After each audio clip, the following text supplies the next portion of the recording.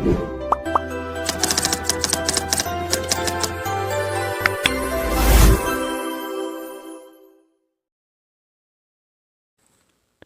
Everyone, welcome to learn easy maths classes. आज इस video में मैं आपको एक्सरसाइज 16B के क्वेश्चंस कराऊंगा। In the previous video I explained you exercise number 16A। अगर आपने वो वीडियो नहीं देखी है तो लिंक आपको डिस्क्रिप्शन बॉक्स में मिल जाएगा। So without wasting a time let's begin. Question number 1 है, look at the given figure and fill in the blanks. यहाँ पर आपको एक फिगर दी है, इस फिगर को देख के आपको फिल इन द ब्लैंक्स करने हैं। ठीक है, पहला पार्ट क्या है, the arms of the angle are dash and dash. Arms पूछी जा रही है। आर्म्स क्या होती है, बाजू, हाथ, बाजू को बोलते हैं। तो एंगल के हाथ पूछ रहा है। देखो एंगल, ये जो शेप बनी है ना, ये शेप एंगल होता है। इस शेप को हम क्या बुलाते हैं, एंगल। ये एंगल होता है। ठीक है, ये एंगल होता है। इस एंगल को दो लाइनों के बीच में बनाया गया है। दो लाइनों के, पहली लाइन है बी से सी जा रही है, बी से सी जा रही है और उसके आगे निकल गई। एरो आ रहा है, एरो आ रहा है ना, एरो। तो ये एक्चुअली में बी से शुरू होके, शुरुआत कहां पर हो रही है, बी से। बी से शुरुआत होके सी से होती हुई आगे निकल गई। तो ये एक रे है, इसी को आर्म बुलाया जाता है। इसको क्या बुलाया जाता है, आर्म। एक आर्म ये है, एक आर्म ये है। कितनी आर्म है टोटल, दो आर्म। इन दोनों लाइनों के बीच में बन रहा है ये एंगल। तो जिन दो लाइनों की मदद से, जिन दो लाइन सेगमेंट या रे की मदद से कोई एंगल बने, उसको आर्म्स बुलाते हैं। लाइनों को, जो लाइनें खींची हुई दिखती हैं, उनको आर्म्स बोला जाता है। ठीक है, तो ये जो हमने यहाँ फिगर में देखा, कितनी आर्म्स देखी, दो आर्म। तो यहाँ पर नाम भरना है उनके। पहला नाम है बी से सी जा रही थी और दूसरी जा रही थी बी से ए। लेकिन इसमें एक खास बात है, बी स्टार्टिंग पॉइंट है और सी से होती हुई एरो लगा हुआ है। ये एरो बता रहा है कि इसका कोई अंत नहीं है, चलती जाएगी। तो हम भी प्रेजेंटेशन रे वाली ही रखेंगे। इसके ऊपर एक तरफ पॉइंट बनाएंगे, यहाँ पे क्या है, पॉइंट, और दूसरी तरफ एरो। तो ये रे कहलाएगी। ठीक है, ऐसे ही बी ए भी एक रे है। क्यों है ये रे, क्योंकि शुरुआत तो बी पर हो रही है, मालूम है, बट अंत ए पर नहीं हुआ। ए से होती हुई आगे निकल गई, एरो बना हुआ है। तो ये भी एक रे है, बी ए। ठीक है, तो कुल मिलाकर यहाँ पर कितनी रे हो गई, दो रे हो गई, और इनको आर्म्स बोला जाता है एंगल का। दूसरा पार्ट क्या है, वर्टेक्स ऑफ द एंगल। अब ये वर्टेक्स क्या होता है, वर्टेक्स एक कोना होता है जहां पर आपका एंगल ड्रॉ किया जाता है। तो ये आपका एंगल है, ये जो है ना बीच में, ये क्या है, दिस इज द एंगल। ये जो एंगल है ये कौन से कोने पर बना हुआ है, बी वाले कोने पर बना हुआ है। ये कहां पर बैठा है, बी पर। तो vertex of the angle is B. Symbol for the angle is, अब आपको सिंबल लिखना है। सिंबल कैसे लिखते हैं, देखो एंगल का सिंबल जैसे यहां दिख रहा है, ये कैसी शेप दिख रही है, वो ही सिंबल है। तो हम symbol of the angle is ये लगा दिया, जैसा दिख रहा था, एक लाइन ऐसे और एक लाइन ऐसे। तो ये सिंबल बना दिया, और इसके आगे ना नाम भी लिखना होता है, सिंबल के आगे नाम। देखो बी कोने पर बन रहा है, ये जो एंगल है कहाँ पर बन रहा है, बी कोने पर। तो बी कोना जो है बीच में लिखा जाएगा। हम यहाँ से शुरू करेंगे, सी बी ए, ऐसे रीड कर सकते हो। ये एंगल का सिंबल सी बी ए, और इधर कोने से रीड, मतलब कहने का मतलब है किसी भी कोने से आप एंगल को लिखना स्टार्ट कर सकते हो, लेकिन एक पाथ है, एक रास्ता है जिसके अलोंग चल के लिखना है। जैसे कि यहाँ से सी से चले, सी से बी आई लाइन, और फिर बी से ए मुड़ गई, या फिर ए से शुरू कर सकते हो, ए से बी और फिर बी से सी, ऐसे भी चल सकते हो। तो क्या बनेगा, ए बी सी, एंगल का सिंबल ए बी सी। कहने का मतलब है, जो मेन बात ध्यान देनी है यहाँ वो ये है कि ये जो एंगल है ये बी कोने पर बना हुआ था। तो बी कोना हर हाल में बीच में लिखा जाएगा। बाकी दोनों तरफ कोई सा भी अल्फ़ाबेट आ जाए पहले, उससे कोई फ़र्क नहीं पड़ता। ठीक है, आप यहाँ से शुरू करके लिख सकते हो सी बी ए, या फिर आप यहाँ से शुरू करके लिख सकते हो इधर वाली प्लेस से ए बी सी, दोनों करेक्ट माने जाएंगे। ठीक है, तो ये हो गया आपका क्वेश्चन नंबर 1। अब आ जाते हैं क्वेश्चन नंबर 2 में। पुट ग्रेटर देन और स्मॉलर देन साइन, ये सिंबल पुट करने हैं, लेस देन और ग्रेटर देन वाले, ठीक है। यहाँ पर ये फिगर बनी हुई है, इस फिगर की हेल्प से ही करने हैं हमें। ए पार्ट देखो, एंगल AOD एंगल AOC के बीच में ग्रेटर देन लेस देन बताना है। AOD कहाँ है? AOD, ए से O, O से D, मैंने हाईलाइट कर दिया यहाँ पर। इन दो लाइन के बीच में बना हुआ एंगल जो है ना, ये यहाँ से यहाँ तक, ये AOD है, ठीक है। अब मैं दूसरे कलर से हाईलाइट करता हूँ दूसरे वाले एंगल को, ताकि आपको समझ आ जाए। AOC को हाईलाइट करता हूँ, A से O और फिर O से C। अब आप इसमें इजीली देख पा रहे होंगे कि ये एंगल और दूसरा जो ब्लू कलर का बनाया हुआ है, इनमें कौन बड़ा दिख रहा है और कौन छोटा दिख रहा है। देखो यहाँ से यहाँ तक ये वाला एंगल AOC है, ठीक है। और नीला वाला जो मैंने हाईलाइट करा है AOD, कौन बड़ा दिख रहा है? साफ साफ पता चल रहा है किस एंगल की वैल्यू जो साइज है वो बड़ा दिख रहा है। ब्लू कलर वाला ज़्यादा दिख रहा है ना, ग्रीन वाला थोड़ा सा छोटा है और ब्लू वाला ज़्यादा है। तो AOD बड़ा एंगल है, और जो बड़ा एंगल होता है उसकी तरफ ग्रेटर साइन बनाते हैं। AOD बड़ा है तो उसकी तरफ मुंह खुला हुआ बनाएंगे, जो बड़ा है, जो बड़ा होगा उसकी तरफ मुंह ओपन, माउथ ओपन होगा, ठीक है। तो ये हो गया आपका part number first. Part number second देखो,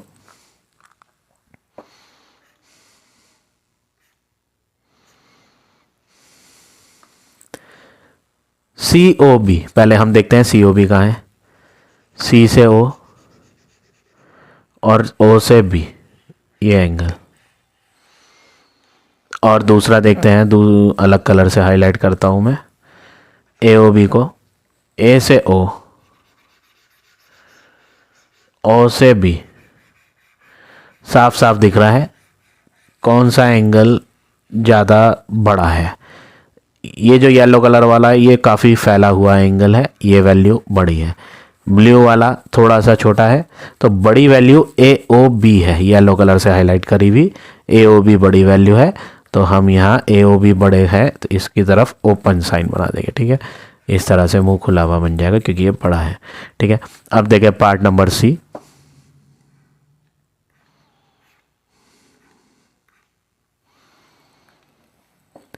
एंगल AOC, A से O, O से C। और दूसरा देखते हैं, ये तो हो गया AOC जो इतना है। COD,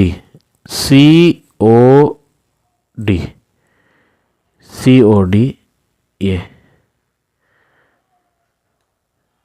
देखो, ये जो दो ब्लू कलर की मैंने लाइन खींची है, V जैसी शेप बन रही है, V है ना, ऐसे V, ये V बन रहा है। तो ये जो इनके बीच की गैपिंग है और इनके बीच की गैपिंग है, इसको देख के आप इजीली आइडेंटिफाई कर सकते हो कि कौन ज़्यादा ओपन दिखाई दे रहा है। AOC वाला ज़्यादा ओपन दिखाई दे रहा है ना। AOC वाला क्या दिख रहा है? ज़्यादा बड़ा दिखाई दे रहा है, खुला हुआ, एज कंपेयर टू COD। तो AOC को बड़ा बोला जाएगा, तो यहाँ पे ओपन साइन बना देते हैं। अब देखिए लास्ट पार्ट, DOC और BOC में भी बताना है। तो DOC को देखेंगे, D से O, O से C, ये वाला एंगल, ये जो इनके बीच की गैपिंग है ये BOC, इसको अलग कलर से हाईलाइट कर देता हूँ। B से O, O से C, ये हो गया, ठीक है। ये वाला मैं पहले वाला हटा देता हूँ। DOC और BOC है। DOC कहाँ था? D से O, O से C, ये काफ़ी स्मॉलर है DOC। BOC ज़्यादा वाइड है। ये जो V शेप बन रही है, येलो वाली V शेप, ये ज़्यादा ओपन है as compare to blue colour. ये ब्लू वाला था ऐसे, फिर ऐसे, ठीक है ना। तो ये कम ओपन है DOC कम ओपन है, BOC ज़्यादा ओपन है, तो BOC बड़ा है तो BOC की तरफ मुंह खुला हुआ बनाएगा क्योंकि ये ग्रेटर एंगल है। ठीक है, तो इस तरह से आपको ये सेकंड क्वेश्चन के सारे पार्ट करने हैं। अब आ जाते हैं नेक्स्ट क्वेश्चन पे।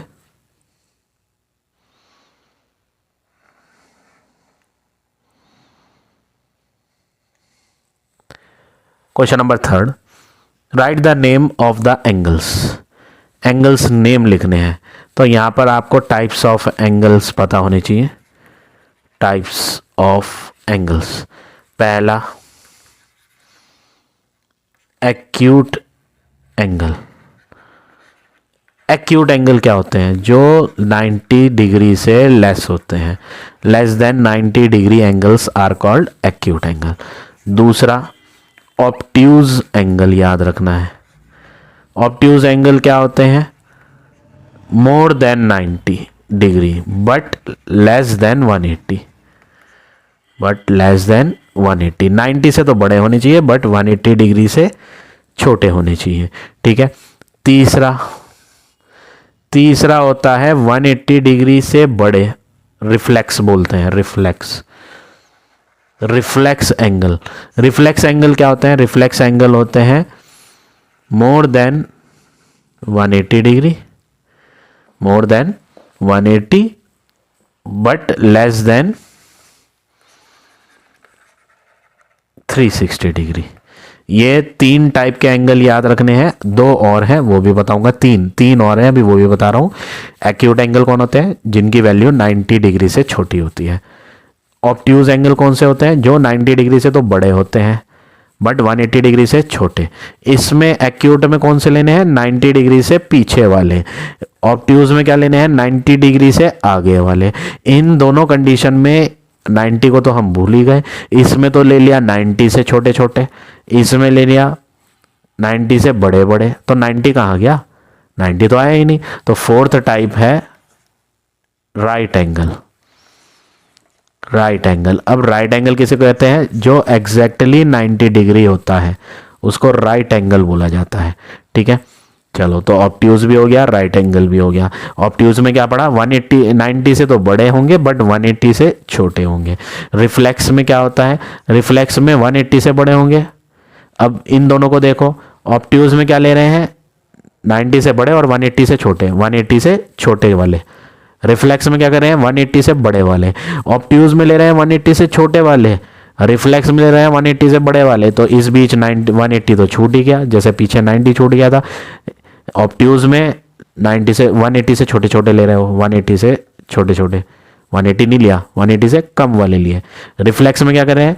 180 से बड़े वाले, 180 से कम वाले वहां चले गए, 180 से बड़े वाले यहाँ आ गए और 180 को छोड़ दिया, 180 को भी लो। तो अगला टाइप है स्ट्रेट एंगल। अगला टाइप है स्ट्रेट एंगल, जिसको हम 180 डिग्री का कहते हैं। तो 90 डिग्री वाला राइट एंगल कहलाया जाता है, स्ट्रेट एंगल वाला 180 डिग्री कहलाया जाता है। अब एक लास्ट है complete angle. Complete angle, complete angle में लिया जाता है 360 डिग्री वाला, क्योंकि रिफ्लेक्स में 180 से बड़े वाले आ गए और 360 से छोटे, 360 से छोटे वाले आए हैं, 360 नहीं आया। 360 किस में गिना जाएगा? कंप्लीट में। ठीक है, चलो अब हम ये क्वेश्चन करते हैं। 110 डिग्री, 110 डिग्री 90 से बड़ा है और 180 से छोटा है, तो इसको हम क्या बुलाएंगे? Obtuse angle. 70 डिग्री 90 से छोटा है तो ये कहलाएगा एक्यूट। 180 डिग्री बताया है मैंने आपको, 180 डिग्री क्या होता है? स्ट्रेट एंगल, इसको हम बोलते हैं स्ट्रेट एंगल। 45 डिग्री 90 से छोटा है, अब जब 90 से छोटी वैल्यू है तो ये कौन सी होगी? Acute angle. 120 डिग्री 90 से तो आगे है, 180 से पीछे है, तो ऑब्ट्यूज है ये, ऑब्ट्यूज एंगल। 90 डिग्री एग्जैक्ट 90, पूरा का पूरा 90 है, तो इसको हम क्या बोलेंगे? राइट एंगल, बताया मैंने आपको यहाँ। ठीक है ना। अब आते हैं 100 पे। 100 90 से बड़ा हो गया है, 190 से बड़ा है और 180 से छोटा, तो ये गिना जाएगा किस में? ऑब्ट्यूज में। 360 पूरा कंप्लीट एंगल कहलाता है, 360 कंप्लीट एंगल, और लास्ट है ये 30 डिग्री जो कि 90 से छोटा है, तो इसको हम क्या बोलेंगे, एक्यूट एंगल। तो इस तरह से आपको ये सारे पार्ट करने हैं क्वेश्चन नंबर 3 के। अब आ जाते हैं नेक्स्ट क्वेश्चन पे। Question number 4, use a protractor to measure these angles. आपकी टेक्स्ट बुक में एंगल्स की फिगर्स बनी हुई हैं और आपको उन्हें प्रोट्रैक्टर की हेल्प से मेजर करना है, नाप के बताना है कि वो कितने डिग्री के एंगल है। ये फर्स्ट पार्ट आपकी बुक में फिगर बनी हुई है इस तरह की।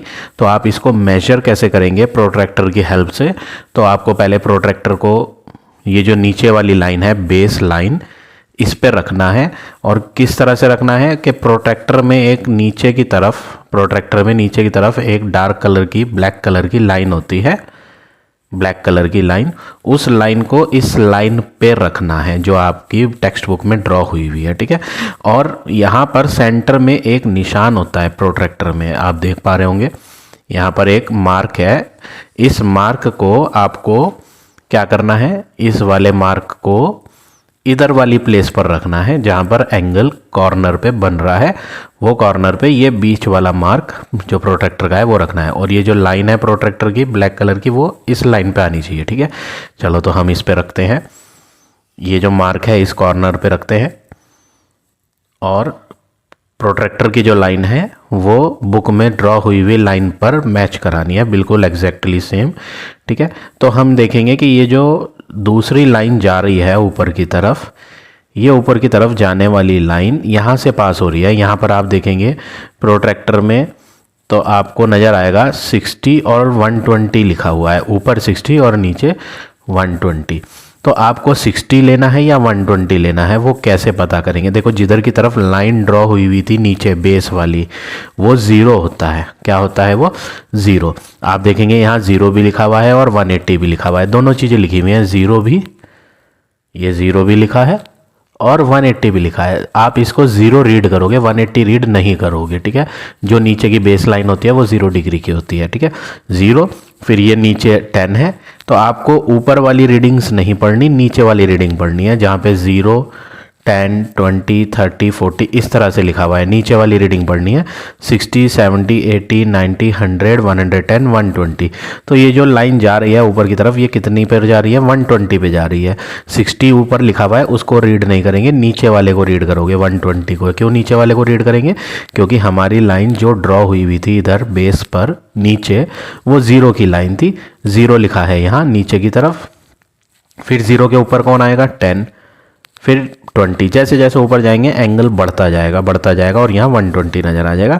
तो ये एक्चुअली में आपका कितने डिग्री का एंगल है, 120 डिग्री का। तो इस तरह से ये फर्स्ट पार्ट करना है, ठीक है। अब देखें पार्ट नंबर बी पार्ट भी बिल्कुल ऐसे ही मेजर करेंगे। कैसे करना है आपको, ये जो नीचे की बेस वाली लाइन है इस पर आप प्रोट्रैक्टर की नीचे वाली लाइन रखेंगे और यहाँ वाले पॉइंट पर जहाँ पे ये एंगल बन रहा है, ये प्रोट्रैक्टर का सेंटर वाला पार्ट जहाँ पर ये मार्क लगा हुआ है, ये मार्क रखेंगे यहाँ, ठीक है। चलो हम इसे रखते हैं फटाफट। नीचे की लाइन इस पर आएगी और जो मार्क था प्रोट्रैक्टर में वो इधर कॉर्नर पे आएगा, ठीक है। ये मैं इस पे बिल्कुल एग्जैक्टली मैच करा के रख देता हूँ, ठीक है। लो जी, ये हो गई मैच। नीचे वाली लाइन इस पर आ गई है, ये ऊपर की तरफ जा रही है। मैंने अभी आपको प्रीवियस पार्ट में बताया था, एंगल में जो नीचे वाली लाइन होती है बेस पर, वो 0 डिग्री होती है। तो आपको 0 देखना है, 0 कहाँ लिखा है, यहाँ लिखा है। जैसे जैसे ऊपर जाएंगे बढ़ता जाएगा, 0, 10, 20, 30, 40, 50, 60, 70, 80, 90। तो ये जो लाइन जा रही है ये 90 पे दिखाई दे रही है। तो एक्चुअली में ये एंगल कितने डिग्री का है, 90 डिग्री का। तो इस तरह से आपको ये पार्ट नंबर बी करना है। अब देखिए पार्ट नंबर सी।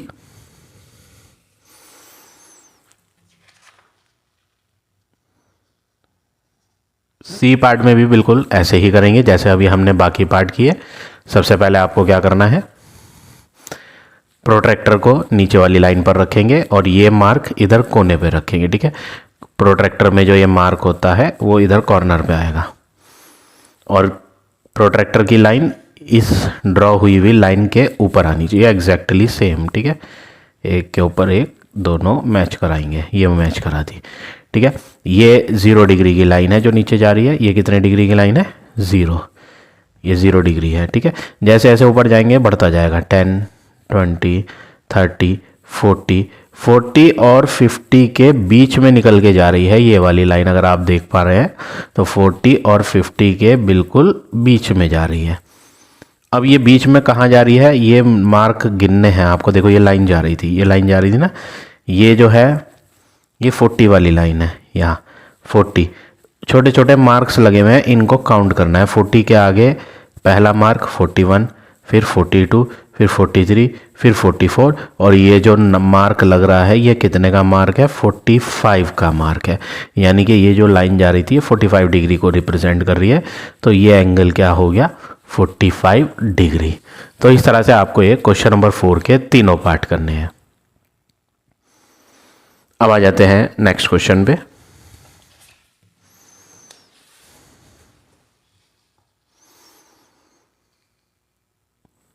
Question number 5। क्वेश्चन नंबर 5 में आपको प्रोट्रैक्टर का यूज़ करके ड्रॉ करने हैं। पिछले वाले क्वेश्चन में ड्रॉ हुए हुए थे, इस वाले में हमें ड्रॉ करने हैं, ठीक है। कैसे ड्रॉ करेंगे, ये 60 डिग्री का एंगल है। सबसे पहले क्या करना है आपको बेस लाइन ड्रॉ करनी है। नीचे स्केल से आप कितनी भी लेंथ की एक लाइन ड्रॉ करें, सबसे पहला काम, ठीक है। ये हमने एक लाइन ड्रॉ कर दी, ठीक है। रे है ये, एक्चुअली में ये क्या है, रे है। इधर तो पॉइंट है और उधर एरो दिखाया है, ये रे ड्रॉ करी है, ठीक है। अब 60 डिग्री का एंगल बनाना है तो प्रोट्रैक्टर की हेल्प से बनाएंगे हम 60 डिग्री। कैसे बनाएंगे, क्वेश्चन में बोला है ना प्रोट्रैक्टर का यूज़ करो, तो प्रोट्रैक्टर का ही यूज़ से करेंगे हम। प्रोट्रैक्टर के नीचे की लाइन इस पर रखेंगे, जैसे अभी हमने प्रीवियस क्वेश्चन में नापे थे उसी तरह सेम कंसेप्ट लगाना है। प्रोट्रैक्टर की नीचे की लाइन इस लाइन पे मैच कराएंगे।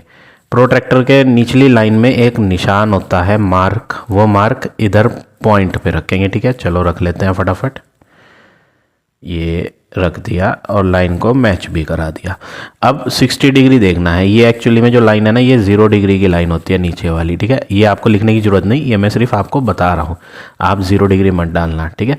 ये 0 डिग्री की लाइन है, जैसे जैसे ऊपर जाएंगे बढ़ता जाएगा। 0 के बाद 10 डिग्री, ये जो बड़ा मार्क है ये 10 डिग्री का है, ये 20 डिग्री का है, ये बड़ा मार्क 30 है, 40 है, 50 है, ये 60 है। तो 60 जहाँ पे जा रहा है ये बड़ा वाला मार्क, वहाँ पे हम डॉट लगा देते हैं। डॉट लगाने के बाद क्या करेंगे, इस डॉट वाले पॉइंट को इससे ज्वाइन कर देंगे, ठीक है, with the help of a scale. एक लाइन ज्वाइन करते हैं स्केल की हेल्प से, ये यहाँ पर डाल देंगे। ये एक्चुअली में कितना आ गया 60 डिग्री और इधर एरो से शो कर देंगे। तो ये हो गया आपका पार्ट नंबर ए। अब देखिए part number B 90 degree, same concept, यहाँ पर भी वही करना है हमें। सबसे पहले क्या करेंगे, एक नीचे लाइन ड्रॉ करें, एक लाइन ड्रॉ करेंगे हम और इधर एरो शो करेंगे, ठीक है। लाइन ड्रॉ करने के बाद आपको क्या करना है, यहाँ पर 90 डिग्री का एंगल बनाना है। तो प्रोट्रैक्टर को रखेंगे जैसे बाकी पार्ट्स में हमने किया था, सेम कंसेप्ट। प्रोट्रैक्टर को यहाँ रखेंगे और प्रोट्रैक्टर की जो ब्लैक कलर की प्रिंटेड वाली लाइन है, जो इस पर लाइन छपी हुई है, वो हम अपनी ड्रॉ करी हुई लाइन के ऊपर मैच कराएंगे, ठीक है। उसके बाद क्या करेंगे, जब वो मैच हो जाएगी तो ये 0 डिग्री की लाइन होती है। जैसे जैसे ऊपर जाएंगे एंगल बढ़ता जाएगा। कितने डिग्री का बनाना है, 90 यहाँ पर लिखा है, देखो बिल्कुल बीच में, यहाँ पे लगा देंगे एक डॉट। और डॉट लगाने के बाद क्या करेंगे, सिर्फ लाइन को ड्रॉ कर देना है, डॉट को डॉट से ज्वाइन कर देना है स्केल की हेल्प से, ये, और यहाँ एरो दिखा देना है। ये हो गया आपका 90 डिग्री का एंगल। तो इस तरह से आपको ये पार्ट नंबर बी करना है। अब देखिए पार्ट नंबर सी।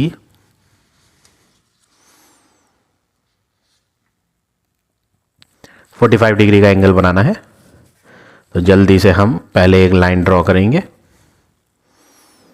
Base line. इधर वाले पॉइंट पर 45 डिग्री का एंगल बनाना है। तो प्रोट्रैक्टर को यहाँ रखेंगे, बिल्कुल वैसे ही जैसे बाकी पार्ट में रखा था, लाइन से लाइन को मैच कराएंगे।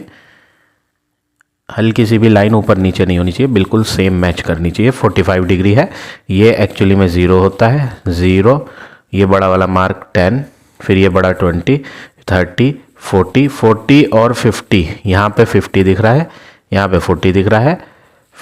40 और 50 के बीच में एक बड़ा मार्क जो है वो 45 का है, तो वहाँ से 45 की एक लाइन ड्रॉ करेंगे with the help of a scale, और यहाँ 45 डिग्री लिख देंगे और यहाँ एरोस शो कर देंगे। तो ये हो गया आपका 45 डिग्री का एंगल।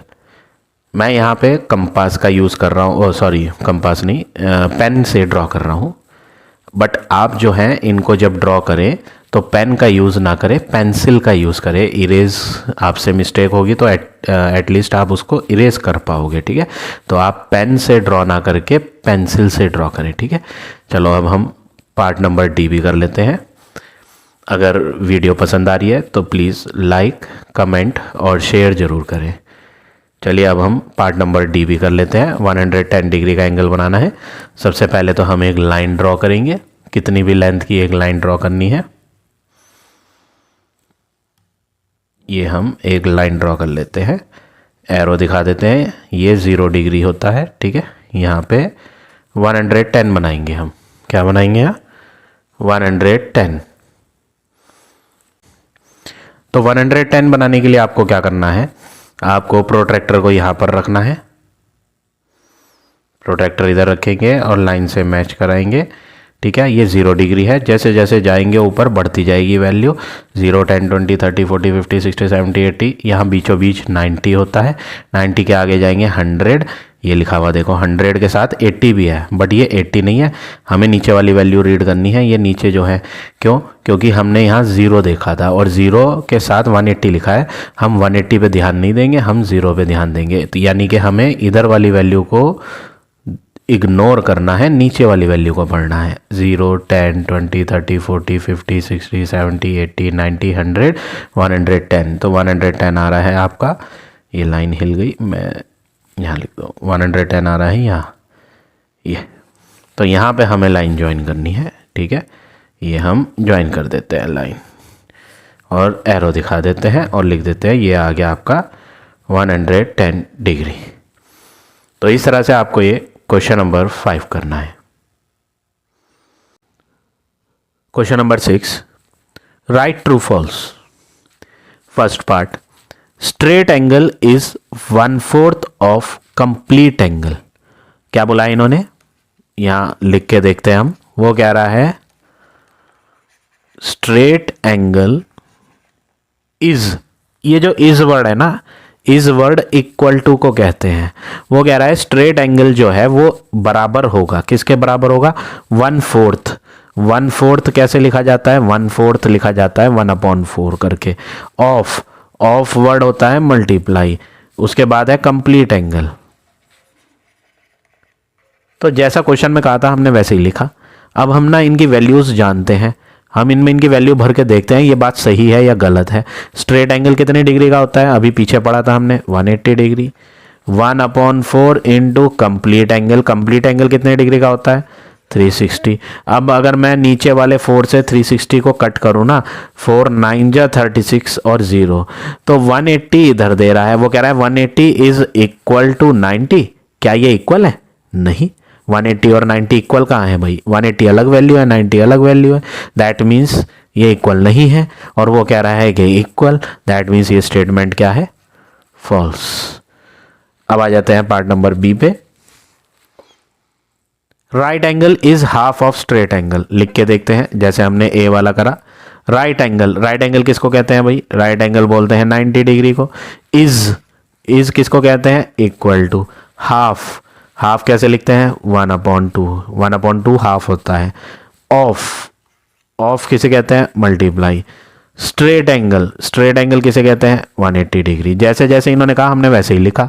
अब नीचे का 2 ऊपर का 180 मल्टीप्लाई है ना, यहाँ नीचे ऊपर कट जाएंगे, 2 9 जा 18 0, तो 90 इज इक्वल टू 90, ट्रू, बिल्कुल सही बात है। तो ये वाला स्टेटमेंट क्या है, ट्रू। ठीक है, आपको ये याद नहीं करने, आप इन्हें रटेंगे तो वो यूज़लेस है आपके लिए। आपको जब पता ही नहीं कि ये ट्रू और फॉल्स क्यों है तो वो यूज़लेस है आपके लिए। आपको चीज़ें सीखनी है, समझनी है, रटनी नहीं है। तो यहाँ पे आप इसको सॉल्व करके देखो जैसे मैंने बताया, और उस वे में इसको ध्यान रखो, तो आपको रटना नहीं पड़ेगा। आप ट्रू फॉल्स तुक्के नहीं लगाओगे, समझ के करोगे। ठीक है ना। चलो अब अगला करते हैं। Two lines that meet at right angle, right angle का मतलब 90 डिग्री। वो कह रहा है दो लाइन जो मिलेंगी 90 डिग्री पे वो पैरेलल होंगी। अब ये एक नया वर्ड आया, पैरेलल लाइन। अब ये पैरेलल लाइन क्या होती है, पहले इसके बारे में जान लें कि जी ये पैरेलल लाइन कैसी होती है। आपने हिंदी वाली नोटबुक देखी है जिसमें आप अपना वर्क नोट करते हो, उसमें लाइनिंग्स ड्रॉ रहती हैं, है ना। ऐसे हिंदी की कॉपी में देखी है आपने सबने, हिंदी की कॉपी नोटबुक जिसमें आप लिखते हो, ये लाइनिंग ड्रॉ रहती हैं। ये लाइन कभी आपस में टकराती नहीं, इन्हीं को हम पैरेलल लाइंस कहते हैं। ये एक एग्जाम्पल है किसका, पैरेलल लाइंस का। तो पैरेलल लाइंस क्या होती हैं, पैरेलल लाइंस वो लाइंस होती हैं जो आपस में कभी इंटरसेक्ट नहीं करती, टकराती नहीं, उनको पैरेलल लाइन बोला जाता है। ठीक है, तो वो कह रहा है दो लाइन जो मिलेंगी कितने पर, 180 पे। पहली बात तो मिलेंगी क्यों, यहीं पे मीट वर्ड से ही आपको समझ जाना चाहिए गलत है, ये स्टेटमेंट फॉल्स है। क्यों है ये फॉल्स, क्योंकि वो कह रहा है दो लाइन मिलेंगी 90 डिग्री पर। अरे भैया मिलेंगी क्यों, पैरेलल लाइन तो मिलती ही नहीं, वो तो टकराती ही नहीं है, तो मिलेंगी क्यों, ये स्टेटमेंट फॉल्स है। बस मीट वर्ड देखते ही समझ जाओ कि ये गलत है स्टेटमेंट। अब आ जाओ अगले स्टेटमेंट पे। Complete angle is twice of right angle, जैसा कहा है वैसे ही लिखते हैं। D part, complete angle, complete angle किसको कहते हैं, 360 डिग्री को। आगे इज वर्ड है, इज वर्ड इक्वल टू को कहते हैं। ये ट्वाइस है, ट्वाइस का मतलब दुगना, डबल, डबल के लिए 2 से ना मल्टीप्लाई किया जाता है। ट्वाइस का मतलब 2 से मल्टीप्लाई करना है, डबल करना है। राइट एंगल, राइट एंगल किसको कहते हैं, 90 डिग्री को। अब अगर हम डबल करेंगे ना 90 का, तो 2 × 90 180 बनेगा, ना कि 360। और वो कह रहा है 360 इक्वल है 180 के। क्यों होगा भाई इक्वल, 360 अलग वैल्यू है, 180 अलग वैल्यू है, इक्वल है क्या, नहीं। तो ये स्टेटमेंट क्या हो गया, फॉल्स। आई होप क्लियर समझ आ रहा होगा आप सबको। अगर वीडियो पसंद आ रही है, पढ़ाया हुआ आपको समझ आ रहा है, तो प्लीज़ लाइक और कमेंट जरूर करें। चलिए अब जल्दी से ई पार्ट पर आ जाते हैं। Parallel line never meet, parallel lines कभी नहीं मिलती, बिल्कुल सही बात है, मैंने ड्रॉ करके भी दिखाई दी। आप इन्हें और जितना मर्जी आगे खींच लो, आगे बढ़ा लो, ये टकराएंगी नहीं, तो दे विल नेवर मीट। तो यानी कि स्टेटमेंट क्या है, ट्रू। तो इस तरह से आपको ये सारे पार्ट करने हैं क्वेश्चन नंबर 6 के। अब आ जाते हैं नेक्स्ट पे।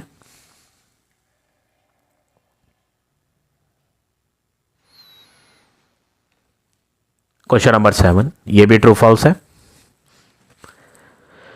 The horizontal and vertical lines are at right angle, यहां पे फिगर बनी हुई है। ये मैथ की नोटबुक जैसे आपने छोटी नर्सरी एलकेजी क्लास में यूज करी थी, वो है। Horizontal line left to right होती है, ये जो लाइन होती है left to right, these are called horizontal lines. Top to bottom जो ऊपर से नीचे आती हैं, ये क्या होती हैं, वर्टिकल लाइंस। ठीक है, तो वो कह रहा है जो हॉरिजॉन्टल लाइन है और जो वर्टिकल लाइन है, ये जहां मीट करी वहां पर 90 डिग्री बना। हाँ, एल शेप की जो फिगर होती है ना, ये एल शेप की, ये 90 डिग्री का ही एंगल को प्रेजेंट करती है। ये 90 डिग्री का ही एंगल होता है। एक लाइन और आई, एक लाइन और आई, तो ये बहुत सारे एल टाइप की फिगर बन रही है। एल देखो, एल से बन रहा है ना, तो ये 90 डिग्री ही होता है। तो वो कह रहा है horizontal and vertical lines are at right angle. हाँ जी, इसमें दोनों की दोनों लाइनें जहां टकरा रही हैं वो राइट एंगल पे टकरा रही हैं, बिल्कुल सही स्टेटमेंट है। तो answer is true. The spokes of the चक्र आर एट राइट एंगल, चक्र के स्पोक्स के बीच का एंगल 90 डिग्री होता है। फॉल्स, गलत है, 90 नहीं होता। चक्र, यहां सारे स्पोक मीट करते हैं, है ना, यहीं से बनते हैं स्पोक्स। अब राइट एंगल कह रहा है वो, और आप देखेंगे राइट एंगल तो मैंने अभी आपको बताया एल शेप का होता है। एल शेप एक एग्जाम्पल के तौर पे ऐसे ले लो, ये हो गया एल शेप, ये हो गया 90।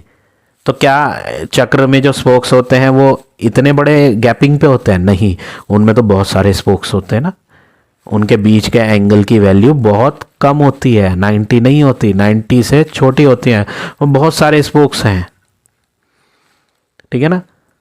तो 90 होता है इनमें एंगल? नहीं, 90 से तो बहुत छोटी वैल्यू होती है, इसलिए फॉल्स है। अब आ जाते हैं अगले पे। The arms of the red cross sign are parallel. अब ये आर्म्स क्या होती है? आर्म्स होती है बाजू। ये एक लाइन है और एक ये लाइन है, ये आर्म्स है, पहली आर्म दूसरी आर्म, दोनों यहाँ पे टकराई। ये तो एल शेप की फिगर बन रही है। कैसी शेप की फिगर है? एल। तो ये एंगल कितना होगा? 90 डिग्री होगा। 90 डिग्री का मतलब राइट एंगल। वो कह रहा है जो आर्म्स है ना रेड क्रॉस साइन की, वो पैरेलल है। भैया पैरेलल कहाँ है? यहाँ तो एंगल देखने की जरूरत ही नहीं, मैं आपको जो है ऐसे ही फालतू में एंगल दिखा रहा हूँ, एंगल की तो जरूरत ही नहीं इसमें।